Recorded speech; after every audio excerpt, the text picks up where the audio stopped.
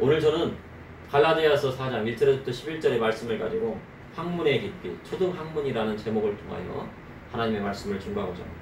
사람은 이 세상에 태어나 평생 배우고 익힙니다.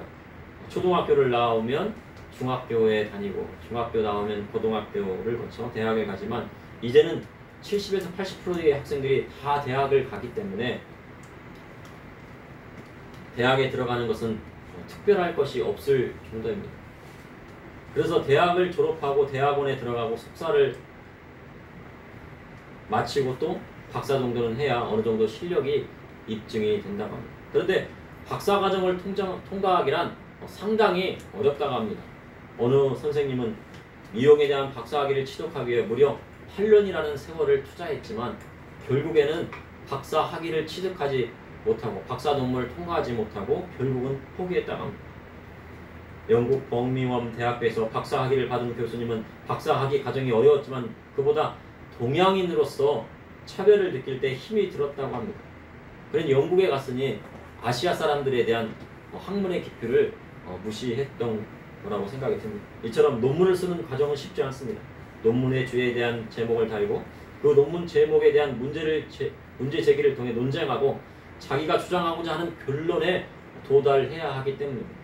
그런데 그 과정이 쉽지 않습니다. 이렇게 논문을 다 쓰고 통과하면 그것만큼 기쁜 일이 없습니다. 그리고 박사 논문에 통과하여 박사학위를 받게 되면 마음이 홀가분해지고 기쁘게 되는 것입니다. 어려운 과정을 통과하고 논문을 다 쓰고 나면 남은 것은 다른 것이 남는 것이 아니라 논문을 쓰는 방법론만 남는다고 합니다. 논문을 어떻게 쓰는지에 대한 방법론만 알게 됩니다. 그러니 박사학위를 받는 것은 학문을 연구하는 방법론을 배우는 것입니다.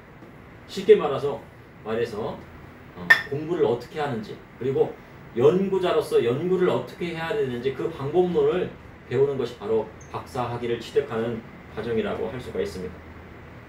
그렇게 연구 방법을 알게 되면 어떤 주제를 주거나 어떤 제목을 주어도 그것을 실험하고 연구할 수 있게 되는 것입니다. 그래서 학생들이 공부하는 것은 공부하는 방법을 배워야 합니다.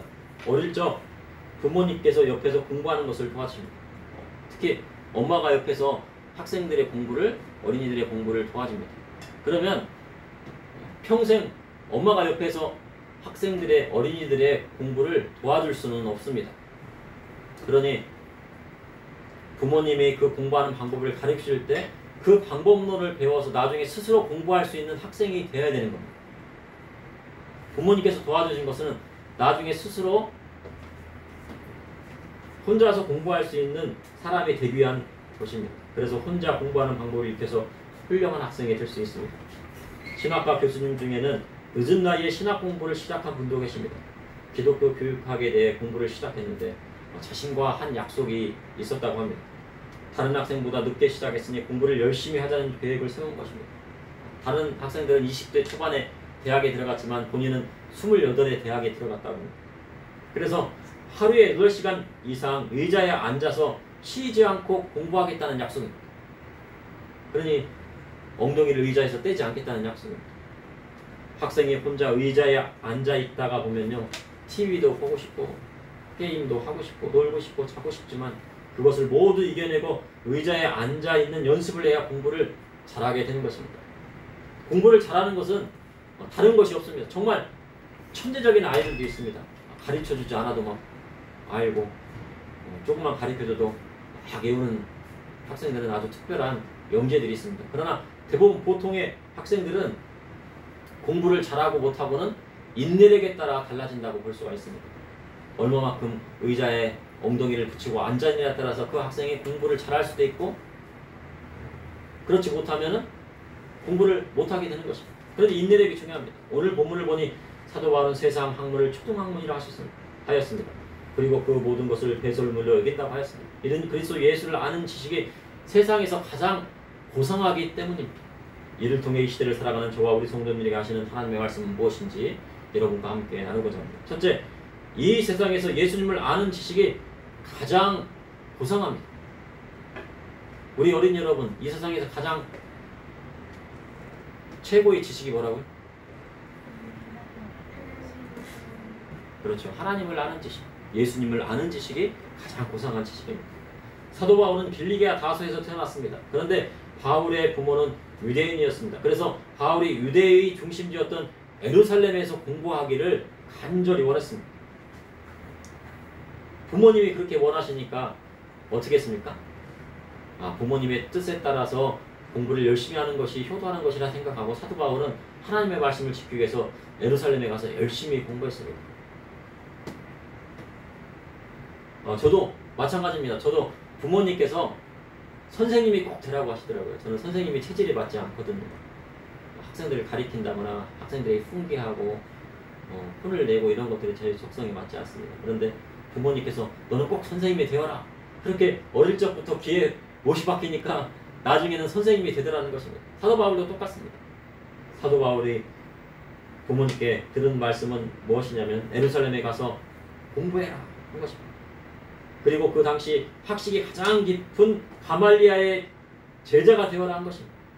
가말리엘은 유대인에게 추앙받는 힐렐의 손자였습니다. 힐렐은 이방인들에게도 전도를 해야 된다고 하는 생각을 가졌던 상당히 개방적인 형태의 랍비였습니다. 그러한 스승의 가르침을 받은 바울은, 그러니까 힐렐의 제자는, 힐렐의 손자가 누구예요? 가말리엘이죠. 가말리엘의 제자는 또 누굽니까? 바울입니다.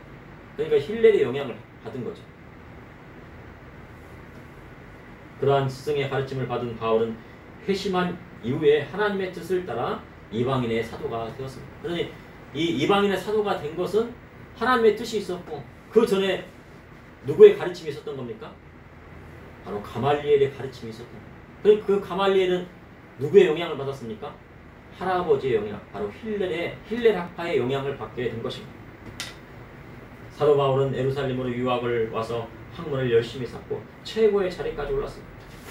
그래서 바울은 공회, 즉 산헤드린 공의에서 표를 던질 수 있는 아주 높은 자리까지, 지금으로 하는 국회의원의 자리까지 오르게 됩니다. 사도 바울은 얼마나 공부를 열심히 했던지 당시 바리새인 중에 바리새인이었다고 고백을 합니다. 철저히 하나님의 말씀을 따르기로 한 바리새인 중에서도 아주 특별하고 최고의 바리새인이었다고 자기는 고백합니다. 그리고 사도 바울은 길리기아 다소 헬라 지역에서 태어나 헬라 철학을 접하게 됩니다. 그리고 어렸을 적부터 사도 바울은 어떤 철학에 영향을 받았어요? 헬라 지역에 있었으니까 헬라 철학에 영향을 받았어요. 그리고 어릴 적 시절이 지나서 이제 공부를 어디로 갔으니, 유학을 어디로 갔습니까? 성인이 되어서 바로 예루살렘에 갔습니다. 근데 거기에서도 뭘 배웁니까?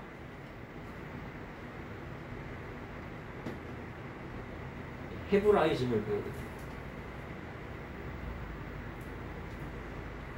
그러니 이 바울은 헬라어에도 능통하고 스토아 철학을 깊이 있게 공부하고 있었습니다. 그래서 바울이 2차 전도여행 당시 아덴을 방문하게 되는데, 아덴은 바로 아테네를 뜻합니다. 아테네의 고대 유적지를 가보면 옛 아테네의 아크로폴리스라는 지역 유적지가 있습니다. 이 유적지에는 현재 건축 기둥만 남아 있습니다. 다 이 큰 이런 지붕 같은 거 다 없어지고 기둥만, 큰 기둥이 와 있어요. 사람이 이렇게 안아도 못 안을 정도의 한아름 되는 그런 기둥만 이렇게 서 있는데, 그 기둥 하나하나에 철학자들이 서 있는 거예요. 그래서 자기가 주장하는 그 철학에 대해서 이야기하고 웅변으로 막 이야기하는 거예요. 사람들한테 연설하고, 그리고 다른 사람의 질문을 받고 서로 변론하고 토론했던 그런 장이었습니다. 근데 그곳에 누가 갔습니까? 바로 사도 바울이 갔던 것입니다. 바울은 이곳에서 새로운 철학에 대해 갈급해하는 사람들에게 변론했습니다. 그리고 이야기했습니다. 근데 그들은요, 이 바울의 철학, 바로 바울이 말하는 그리스도의 복음을요 무시하려 했습니다. 그래도요, 사도 바울은요 열심히 자기가 있는 모든 지식을 다 동원했어요. 철학적인 것도 동원하고 모든 것을 다 동원해서 그리스도의 복음을 전하기 시작했습니다. 그만큼 바울은 세상 학문과 철학에 능통한 사람이었습니다. 그러니 어디를 가서 말로 변론하여 절대 밀리지 않는 사람이 된 것입니다. 스토아 철학은 헬라 철학을 말하는데, 헬레니즘 시대에는 로마 초기, 헬레니즘 시대에서 로마 초기까지 성행했습니다.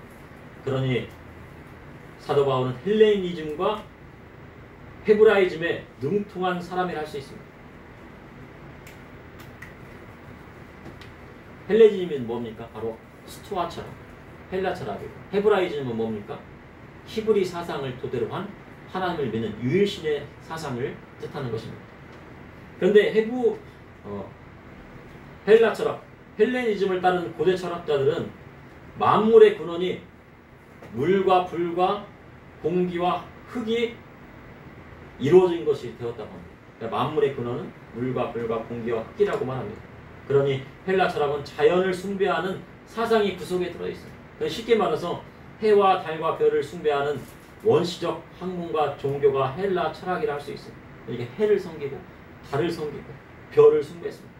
그 당시 헬라 철학가들은 하나님을 알지 못했습니다. 그래서 만물의 근원이 어디에서 있는지 연구하고 알아내려 했습니다. 그러나 세상을 이루는 물질을 알아냈어도 그것을 만드신 하나님을 알지 못했던 것입니다.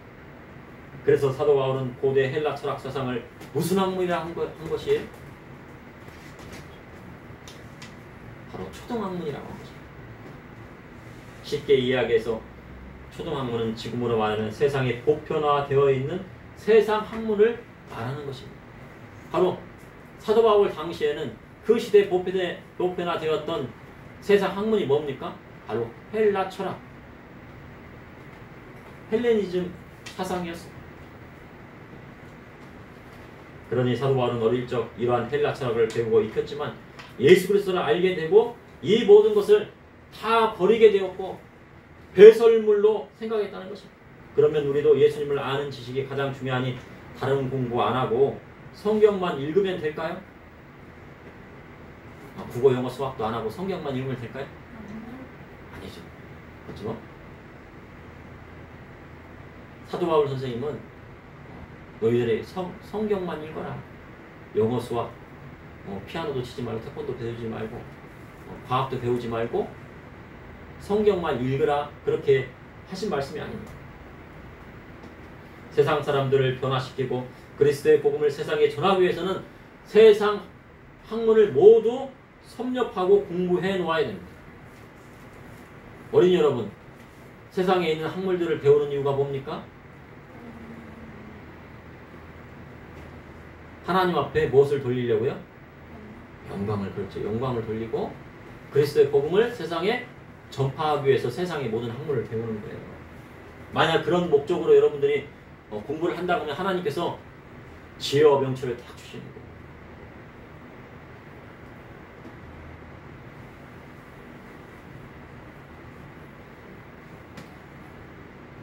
세상 사람을 변화시키고 그리스도의 복음을 세상에 전하기 위해서 세상의 모든 학문을 공부해 놓아야 합니다. 그리고 세상 사람보다 더 많이 알고 공부해 놓아야 합니다.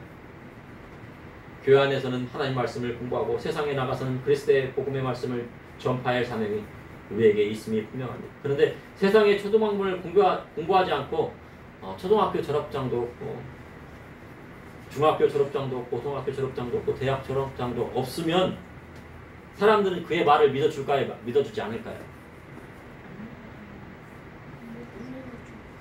초등학교도 안 다녀요. 그 졸업장도 없어요. 중학교 졸업장도 없어요. 그럼 아무리 이야기를 해도요, 그 사람 말을 믿어주지 않아요. 왜냐면요, 공부를 안 했기 때문에. 그런데 그 사람이 공부를 열심히 하고 아는 지식이 많습니다. 그런데 그러면 그 사람이 하는 말을 믿어줄까요? 안 믿어줄까요? 믿어줍니다. 그래서 공부를 열심히 해야 됩니다. 저는 학교를 다닐 때 고등학교, 중학교, 고등학교를요 12년간을 다녔죠. 그래서 12년간을요 개근상을 탔습니다. 다른 거를 자랑을 끊었는데 아무리 아파도 학교는 갔어요. 아무리 열이 나고 기침이 나고 아파도요 학교를 갔습니다. 학교를 가가지고 거기 앉아있다가 끝나고 왔습니다. 근데 그러한 정신력이 지금은 많이 쇠퇴해졌어요. 근데 아프면 이제 학교에 못 갈 수 있죠. 그렇지만요, 제가 어렸을 때는 공부를 안 하거나 학교를 안 가면 큰일 나는 줄 알았어요.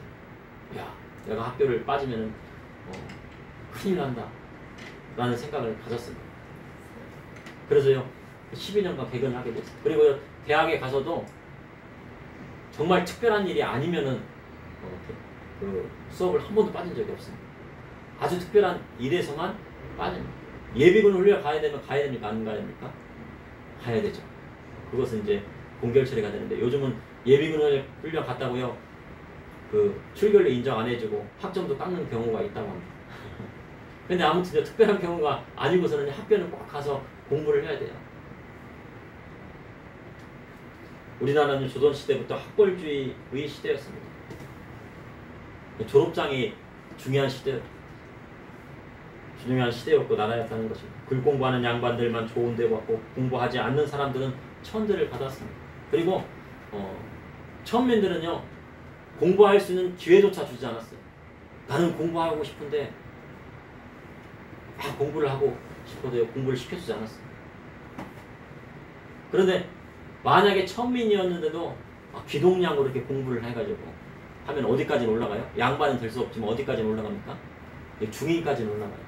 그래서요 아주 유명한 우리나라의 조선시대 유명한 장영실이라는 그런 발명가가 있었어요. 그 사람은 원래 천민 출신이었지만 공부를 열심히 하고 발명을 열심히 했어요. 그래서 세종대왕님의 대왕의 사랑을 많이 받았어요. 중인까지는 올라가게 됩니다.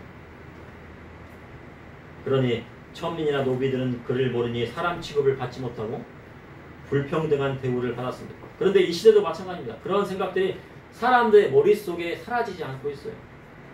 미국이나 유럽은 정말 공부할 사람은 공부하고 대학 가지 않고 기술을 배워서 먹고 살 사람들은 일찍부터 기술을 배웁니다. 고등학교 졸업하자마자 기술을 배우거나 고등학교 과정을 직업 훈련을 받는 그런 학교를 가서 먹고 살아요. 이는 기술을 배워도 좋은 대우를 받고 충분히 먹고 살만하기 때문입니다. 그런데 우리나라는 대학 졸업장이 없으면 결혼도 하기 힘들다고 합니다. 여러분 나중에 대학 졸업을 못하면 뭐 하기 힘들다고요?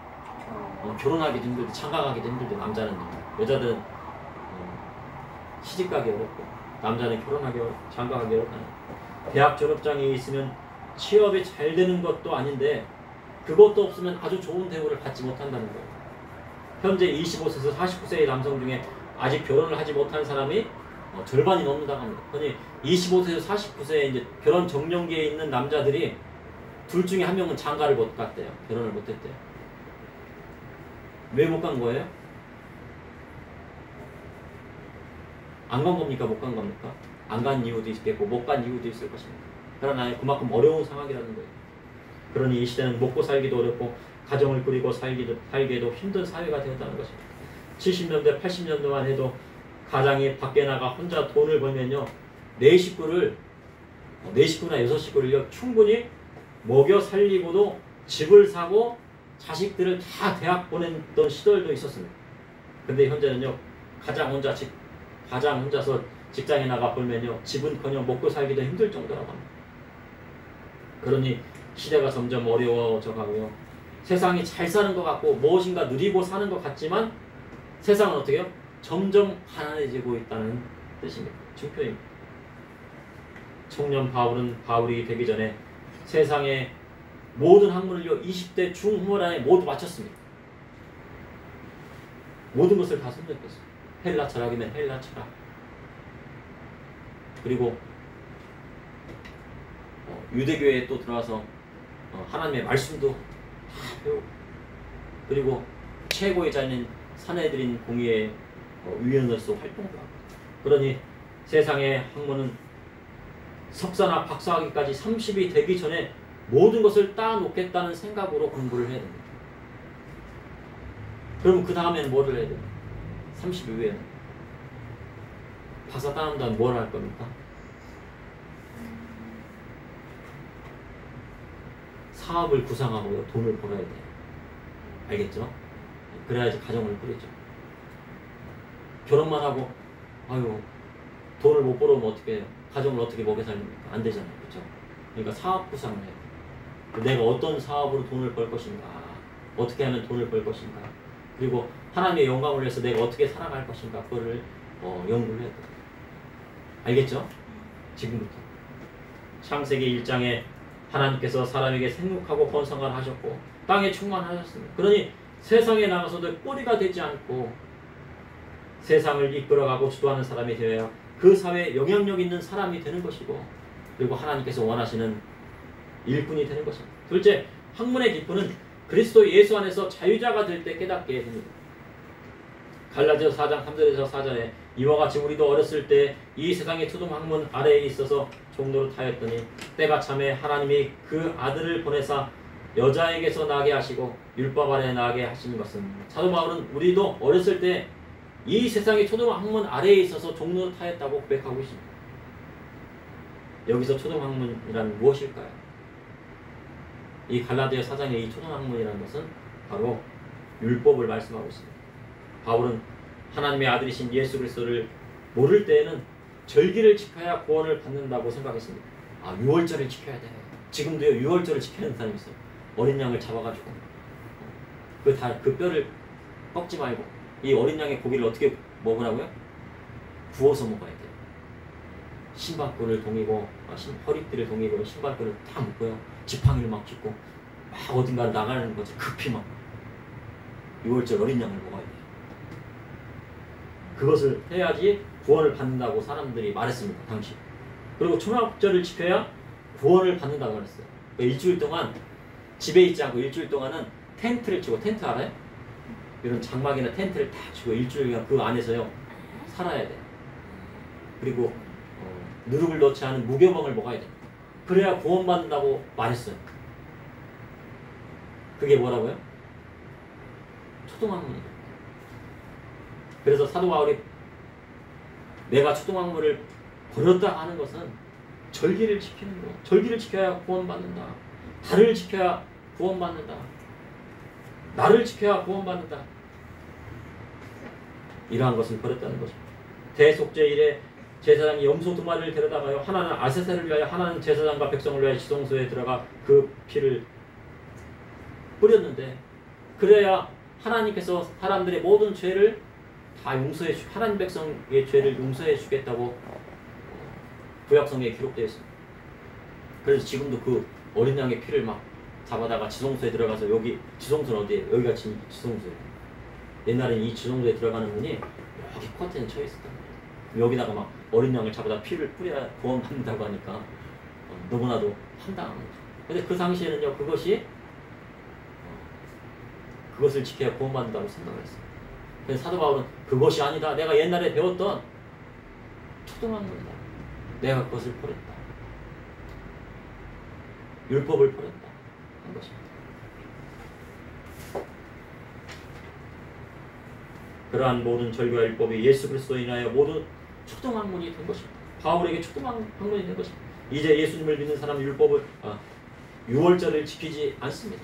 어린 양을 잡아 구워 먹거나 초막을 지어 일주일 동안 총학생활을 하지 않습니다. 이는 모두 예수 그리스도로 인한 것입니다. 그리고 때가 찼다는 것은 하나님이 정해놓으신 구원의 시간표에 의해서 그의 아들 독생자 예수 그리스도를 이 땅에 보내주셨다는 것입니다. 갈라디아서 4장 5절에 율법 아래에 있는 자들을 속량하시고 우리도 아들의 명분을 얻게 하려 하십니다. 예수 그리스도께서 십자가에 달려 돌아가심으로 율법의 모든 요구를 다 들어주셨습니다.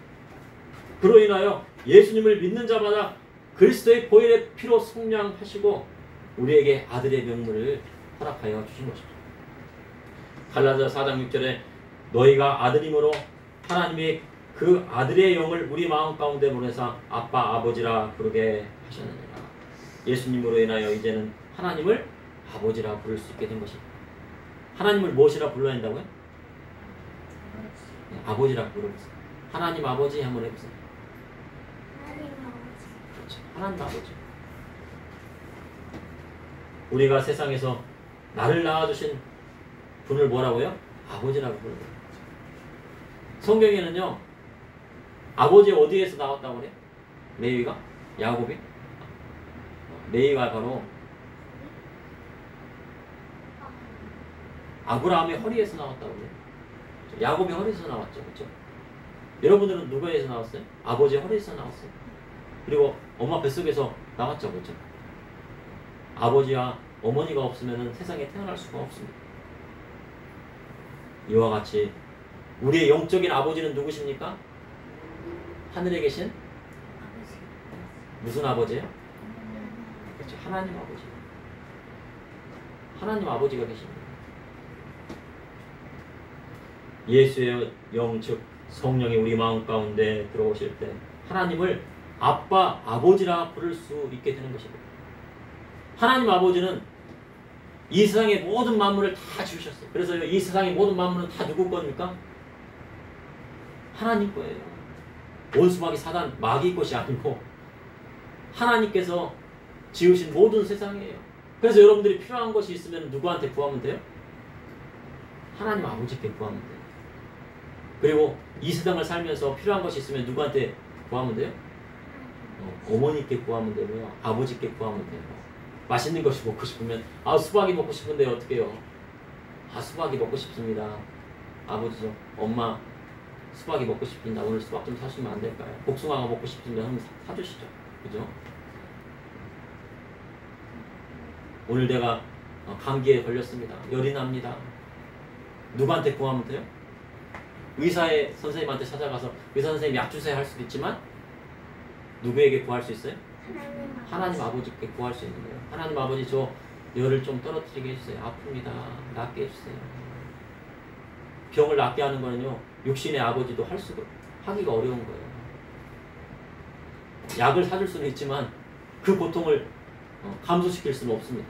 그 옆에서 아이고 힘내라 할 수 있지만 그 아픔을 치료할 수는 없어요. 그런데 하나님 아버지는 어떻게 해요? 그 아픔을 치료할 수 있는 분이에요. 빌립보서 3장 6절에서 7절에 열심으로는 교회를 박해하고 율법의 위로는 흠이 없는 자라. 그러나 무엇인지 내게 유익하던 것을 내가 그리스도를 위하여 해로 여길 뿐더러. 바울이 사울 되었을 때 얼마나 열심이었던지요. 교회를 박해했습니다. 예수 믿는 사람들을 잡아다가요, 옥에 가두고요. 너 예수님 믿니? 그래서 잡아다가요, 막 돌로 쳐서 죽이고, 그리고 돌로 치는 자들의 옷을 맡았던 그런 사람이었습니다. 그리고 사울은요, 율법으로도 흠이 없었어요. 안식일을 지킨다고 어떻게 해요? 999걸음 걷고 다시 쉬었다가 다시 999걸음 세워서 다시 갔습니다. 그리고 안식일에 일하면 안 되니 전통을 철저히 지켰어요. 그러나 사울이 바울이 되어 자신에게 유익하다고 생각했던 이 모든 것들을 내가 그리스도를 위하여 해로 여겼다고 성경은 기록하고 있습니다. 8절에서 9절에 또 모든 것을 해로 여기면 내 주 그리스도 예수를 아는 지식이 가장 고상하기 때문이라. 내가 그를 위하여 모든 것을 잃어버리고 배설물로 여기면 그리스도를 얻고 그 안에서 발견되려 함이니 내가 가진 의는 율법에서 난 것이 아니오 오직 그리스도를 믿음으로 말미암은 것이니 곧 믿음으로 하나님께로부터 난 의라. 학교에 가면요, 사랑은 진화의 산물이라고 해요. 학교에 가면요, 사람은 원숭이가 조상이라고 해요. 원숭이가 진화하고 진화돼갖고 침팬지가 진화하고 진화해서 사람이 되었다고 말합니다. 그것이 맞습니까? 아니죠, 그죠? 과학 시간에 진화에 대한 문제가 나오면요, 그것에 대해 답을 써야 돼요. 그런데 진화론에는요, 아주 오류가 많습니다. 그럼에도 사람들은 그것이 진리인 양 따르고 있습니다. 그러나 믿는 사람은 진화론은 바울이 당시 헬라 철학을 따르는 사람과 같이 무엇으로 여겨야 되는 거예요? 초등학문으로 여기는 거예요. 진화론은 초등학문 뿐이구나. 하나님을 알지 못하는 사람들이 학문이구나. 초등학문이구나. 이는 온 우주 만물을 하나님이 지으셨기 때문에 이러한 사실을 알 때 예수 그리스도 안에서 자유자가 되는 것입니다. 그리고 우리 주님께서 우리를 자유케 하시는 것입니다. 셋째, 그리스도를 아는 지식이 있으면 하나님 나라 가는데 유익합니다. 세상의 대부분의 학문들이 성경에 나와 있습니다. 우리가 쉽게 아는 영문학은 성경을 토대로 하고 있습니다. 그래서 영문학을 이해하려면 성경을 알아야 합니다. 그리고 세상의 법도 성경을 토대로 하고 있습니다. 성경을 토대로 국가를 세운 나라들이 자유진영에 속한 나라이고, 진화론을 바탕으로 하는 유물론 사상은 바로 공산주의나 사회주의 사상인 것입니다. 근데 공산주의나 사회주의는 사람을 뭘로 생각한다고요? 원숭이가 진화한 것으로 봐요. 그러니까 사람은 뭐예요? 동물이라고 생각합니다. 사람은 동물이야. 말이 맞아요? 사람이 동물이에요? 그런데 진화론자들과 공산주의 사상이나 사회주의 사상에 빠져있는 사람들은 사람을 뭐라고 봐요? 동물이야. 침팬지가 사람이 된 거야. 그러니까 마구 죽이는 거예요, 사람을요. 동물이니까 학대하고. 그것이 잘못된 거죠. 그런데 예수님을 믿는 나라일수록 자유민주주의 국가가 되는 거죠. 사람들은 세상에서 최고의 자리에 오르려고 합니다. 저도 한때는 세상에서 최고의 성악가가 되고자 하는 꿈이 있었습니다. 그러나 그것이 쉽지 않았습니다. 음악가가 되려면 어릴 때부터 피아노를 쳐야 돼요. 그런데 제가 있을 때는 동네에서 피아노가 없었습니다. 학교에도 피아노가 없고요. 그 당시에는 풍금이 있었어요. 풍금이 뭔지 알아요? 이렇게 발로 이렇게 밟고 이렇게 치면 이제 풍금이 있어요. 피아노가 없어요. 교회에도 풍금이 있고 피아노가 들어온 지는 한참이 되었습니다. 그러니 피아노 학원을 다닐 수도 없었고 다닌 적이 없었습니다. 고등학교 2학년이 돼서야요. 바이엘을 교회 사모님한테 배웠어요. 교회 사모님께서 아유 성악가가 되려면 바이엘 정도는 쳐야지. 그래가지고 쳤는데 한 달 만에 바이엘을 뗐습니다. 한 달이면 되더라고요. 열심히 치니까. 그리고 체르니를 치는데 체르니 100번은 이제 쉬우니까 뛰어넘고 체르니 30번을 치시기 시작하면서 사모님께서 가르쳐주는데 그것도 사모님께서 앞으로 편찮으시니까 체르니도 치다 말았습니다.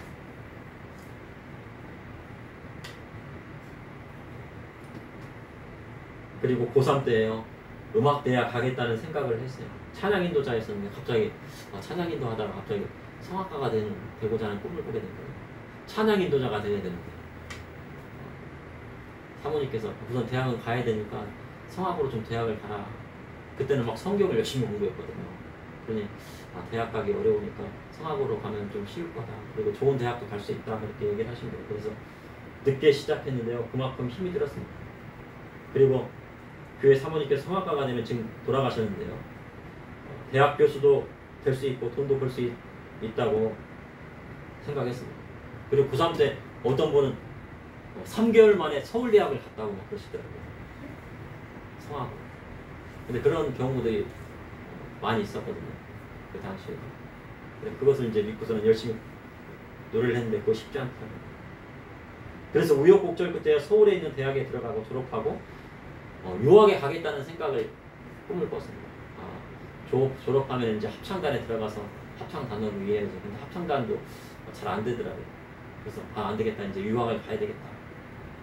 유학을 가려면 돈이 있어야지. 돈을 대주시는 분이 없으니까 유학을 자금을 좀 벌겠다고요. 아무튼 닥치는 대로 일을 시작했는데 그때 이제 오토바이를 타게 된 거예요.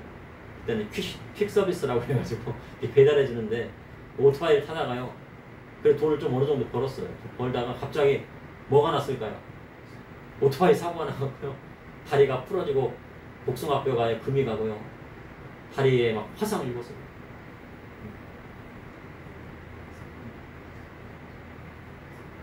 오토바이를 탄 지 3달 만에요. 다리에 크게 다쳐갖고요.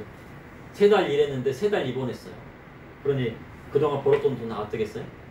다 썼죠. 그때 생각한 것이요. 사람은 무엇인가 하겠다는 의지가 강해도 내 뜻대로 되지 않는 것이 세상이라는 것을 깨닫게 되었습니다. 그리고 부모님께서 원하시는 교직의 길을 가게 된 겁니다. 교직이라는 건 이제 선생님이 되는 거죠. 음악 선생님이 되어서 학생들을 한 16년간 가르쳤습니다. 세상 음악을 공부해도 하나님 앞에서는요 초등학문인 것입니다. 세상 노래하고 세상 음악하고 최고의 자리에 올라서도 어느 순간에 그 길에서 내려와야 하는 때가 있는 것입니다. 그렇다고 그 길을 간 것에 대해서 제가 후회하느냐? 는 질문에서는요 후회하지 않습니다. 그때가 정말 행복했다. 그 길을 갈 때 행복했다. 아무것도 따지지 않고 앞만 보고 왔습니다. 그런데 그보다 더 행복하고 보람된 길이 있더라는 것입니다. 그 길이 바로 뭐예요? 바로 예수 그리스도를 따르는 길이라는 것입니다. 성악을 공부하는 것으로 하나님을 찬양할 수 있으니 그것이 보람됩니다. 세상 음악은 젊을 때에는 아름다운 소리로 노래할 수 있지만 나이가 들면 들수록 소리는 갈라지고요.